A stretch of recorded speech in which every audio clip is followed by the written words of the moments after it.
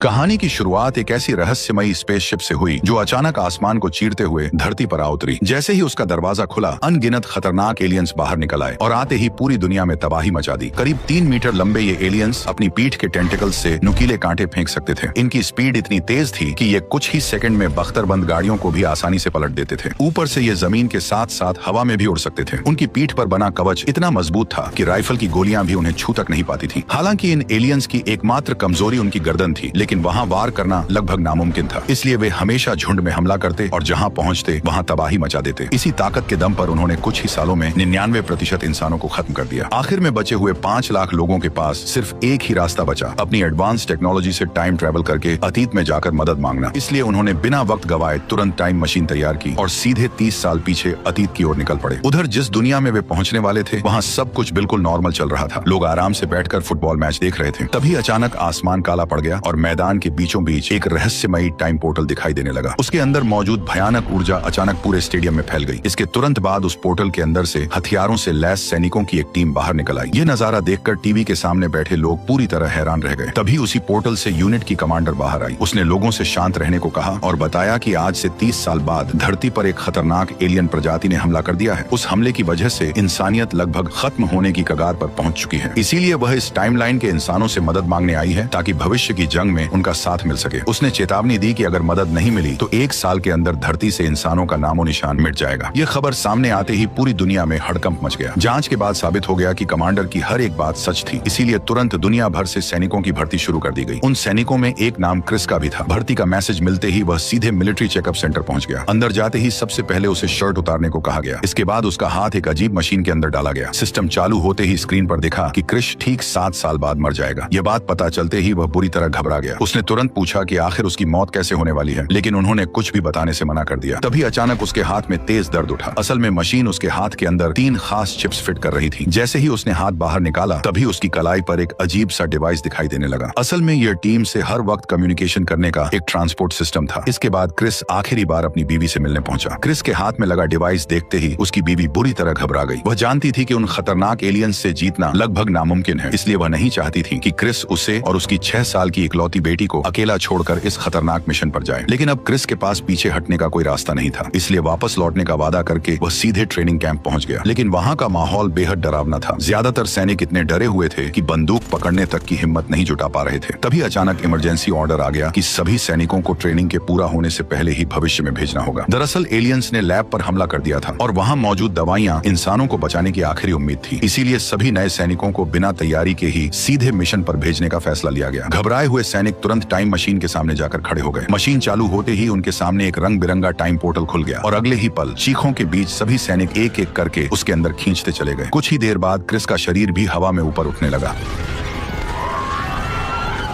तभी ट्रांसपोर्ट में अचानक गड़बड़ी आ गई और पोर्टल जमीन की बजाय हजारों किलोमीटर ऊपर खुल गया। अगले ही पल सभी सैनिक बिना पैराशूट के आसमान से नीचे गिरने लगे। कई लोग तो गिरते ही अपनी जान गंवा बैठे, लेकिन क्रिस की किस्मत अच्छी थी। वह सीधे एक ऊंची बिल्डिंग के स्विमिंग पूल में जा गिरा। हालांकि उसके ऊपर दूसरे लोग भी आकर गिरे, फिर भी उसे ज्यादा चोट नहीं आई। पानी से बाहर आते ही क्रिस ने तुरंत आसपास बचे लोगों को गिनना शुरू किया, लेकिन वहाँ 100 से भी कम लोग जिंदा थे, जबकि ट्रांसपोर्ट किए गए लोग हजारों में थे। ऐसे में सवाल यही था कि इतने कम लोग उन खूंखार एलियंस से लड़ेंगे कैसे। तभी उनके कम्युनिकेशन डिवाइस पर हेडक्वार्टर से एक नया ऑर्डर आया। उन्हें तुरंत रिसर्च लैब पहुंचकर वहां बची हुई दवाइयां वापस लाने को कहा गया। इसी बीच क्रिस को इस मिशन का लीडर बनाया गया और उसे साफ चेतावनी दी गई कि समय बहुत कम है, क्योंकि सिर्फ 10 मिनट बाद एयरफोर्स पूरे शहर पर बम गिराकर एलियंस को खत्म करने वाली है। ये सुनते ही क्रिस अपनी टीम के साथ तुरंत लैब की तरफ निकल पड़ा। रास्ते में उन्हें हर तरफ सिर्फ इंसानों की लाशें ही लाशें नजर आईं। पीछे से कोई खतरा न आए, इसलिए 2 लोग वहीं रुककर निगरानी करने लगे। जल्द ही बाकी लोग रिसर्च बिल्डिंग तक पहुंच गए, जहां उन्हें दीवारों में धंसे एलियंस के कांटे और छत से लटकती दर्जनों लाशें दिखाई दी। ये देखकर साफ हो गया कि एलियंस आसपास ही मौजूद हैं, इसलिए क्रिस ने तुरंत दवाइयां ढूंढनी शुरू कर दी। उधर एयरफोर्स भी बमबारी के लिए बिल्कुल तैयार थी, जिस वजह से क्रिस के पास मिशन पूरा करने के लिए 5 मिनट से भी कम समय बचा था। किस्मत से उसे दवा मिल गई और हेडक्वार्टर ने तुरंत रेस्क्यू टीम भेज दी। लेकिन बाहर निकलते ही पता चला कि एंट्रेंस को एलियंस पहले ही घेरे हुए हैं, इसलिए क्रिस बिना देर किए पूरी टीम को लेकर सीधे सीढ़ियों की तरफ बढ़ गया। हालांकि अब उन्हें बाहर निकलने का रास्ता मिल चुका था, लेकिन फिर भी हर कदम पर सावधानी बरतनी जरूरी थी, क्योंकि वे अब भी एक बेहद खतरनाक इलाके में फंसे हुए थे। तभी ऊपर नजर रख रहे सैनिक को छत पर कुछ अजीब रेंगता दिखा। क्रिस ने टॉर्च ऊपर की और अगले ही पल सबके होश उड़ गए, क्योंकि उनके ठीक ऊपर वही खतरनाक एलियंस छिपे बैठे थे।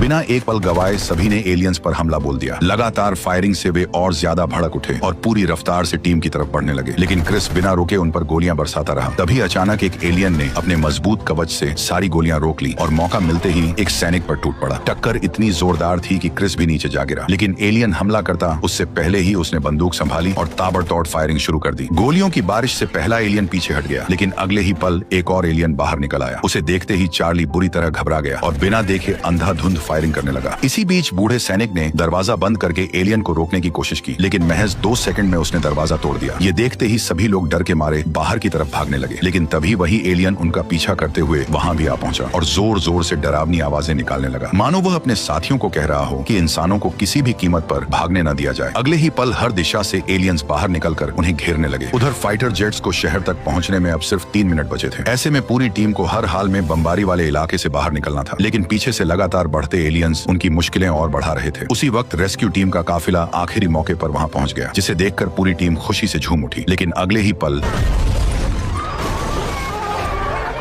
कुछ ही सेकंड में पूरा काफिला एलियंस का शिकार बन गया। ये देखकर सबकी आखिरी उम्मीद भी टूट गई, लेकिन क्रिस हार मानने वालों में से नहीं था। वह फायरिंग करते हुए अपनी टीम को लेकर आगे बढ़ता रहा। पीछे से दर्जनों एलियंस पूरी प्लानिंग के साथ उनकी ओर तेजी से बढ़ रहे थे। हालांकि फाइटर जेट्स अभी भी रास्ते में थे, लेकिन क्रिस के लिए अब हर सेकंड मायने रखता था, इसलिए वह टीम को लेकर आगे बढ़ता रहा। लेकिन दूसरी तरफ ये सफेद दानव भी बेहद चालाक थे। सरदार की चीख सुनते ही एलियंस का झुंड दाएं और बाएं दोनों तरफ से उन्हें घेरने लगा। सोच समझकर किए गए हमलों से क्रिस की टीम के सैनिक एक एक करके मारे जाने लगे, जिससे पूरी टीम अब बुरी तरह फंस गई। अगर वे सिर्फ 1 मिनट के अंदर शहर से बाहर नहीं पहुंचे तो वे सभी बमबारी में मारे जाएंगे। उसी वक्त एक एलियन अचानक उनकी तरफ झपट पड़ा। ये देखते ही क्रिस ने बिना देर किए फायरिंग शुरू कर दी। उसकी सटीक निशानेबाजी से गोलियां सीधे एलियन की गर्दन पर जाकर लगी और आखिरकार वह क्रिस के हाथों मारा गया। उसी वक्त ऊपर से फाइटर जेट्स भी वहां आ पहुंचे और देखते ही देखते उन्होंने भारी बमबारी शुरू कर दी। क्रिस ने तुरंत सभी को वहां से निकलने को कहा। इसके बाद सभी एक घर का कांच का दरवाजा तोड़कर तेजी से इलाके से बाहर भागने लगे। तभी अचानक मोटा सैनिक नीचे गिर पड़ा और उसकी टांग बुरी तरह टूट गई। उसी समय पीछे से एलियन भी तेजी से करीब आने लगे, लेकिन क्रिस अपने साथी को छोड़ने के लिए तैयार नहीं था। हालांकि ऐसी हालत में उसे बचाना मतलब सबकी जान खतरे में डालना था। फिर भी टीम ने उसे अकेला छोड़ने के बजाय वहीं रुककर लड़ने का फैसला किया। लेकिन दूसरी तरफ एलियंस की संख्या लगातार बढ़ती जा रही थी। इसी दौरान क्रिस और बाकी टीम को बचाने के लिए एक महिला सोल्जर ने बड़ा फैसला लिया। उसने खुद को और मोटे सैनिक को पीछे छोड़कर टीम को वहां से भागने को कहा। टीम जैसे ही इलाके से बाहर पहुंचने वाली थी, उसी वक्त फाइटर जेट्स ने वहां बमबारी शुरू कर दी। अगले ही पल पूरा इलाका धमाके से गूंज उठा।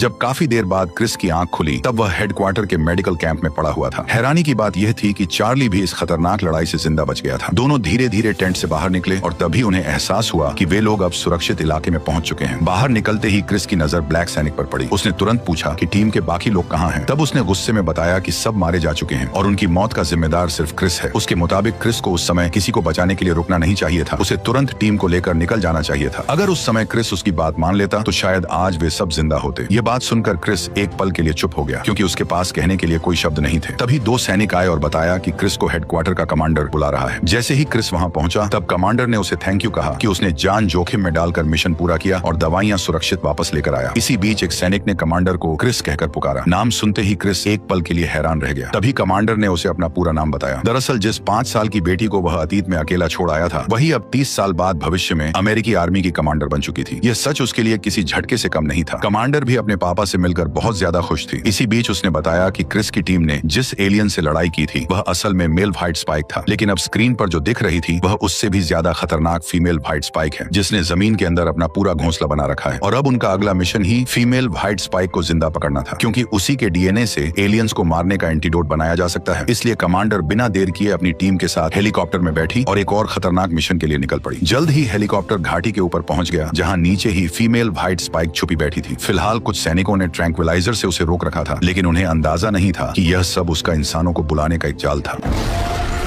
जैसे ही फीमेल व्हाइट स्पाइक बाहर निकली, उसने पल भर में ज्यादातर सैनिकों को बेरहमी से खत्म कर दिया और कुछ ही सेकंड में चारों तरफ अफरा तफरी मच गई। ये सब देखकर कमांडर बिना किसी देरी के रस्सी पकड़कर सीधे नीचे उतर गई। जब वह घोंसले के अंदर पहुंची तो वह बुरी तरह हैरान रह गई। Female white spike male alien से कहीं ज्यादा विशाल और खतरनाक थी, इसलिए कमांडर ने तुरंत सैनिकों को उसके टेंटिकल्स बांधने को कहा। लेकिन अगले ही पल उसने एक सैनिक को दबोच लिया और उसे घसीटते हुए दूसरे घोंसले की तरफ खींच ले गई। यह देखकर कमांडर ने तुरंत बाकी सैनिकों को दूसरे घोंसले पर आग बरसाने का ऑर्डर दिया।